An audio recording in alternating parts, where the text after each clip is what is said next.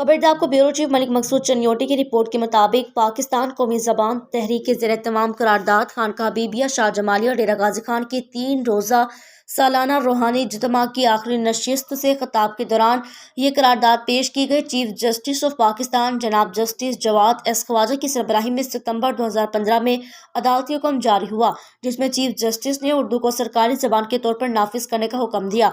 उन्होंने कहा, सालिन भी मुतअद्दिद बार ये शिकायत कर चुके हैं कि केस की कार्रवाई अंग्रेजी में होने की वजह से इन्हें समझ ही नहीं आती, वो बाद में वकीलों से पूछनी पड़ती है। इस सिलसिले में हुकूमत की तरफ से अमल दरामद न करने की बिना पर हुकूमत के खिलाफ तौहीन अदालत की दरख्वास्त भी दायर हो चुकी है।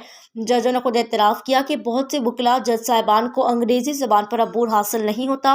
कौमी और सूबाई ज़बानों में गुफ्तगू करना ये न सिर्फ इज़्ज़त नफ्स का मुतालबा है बल्कि इंसानों की बुनियादी हकूक़ में शामिल है। गैर मुल्की ज़बान में लोगों पर हुक्म सादिर करना ये साम्राज्यवाद का पुराना और आज़मूदा नुस्खा है।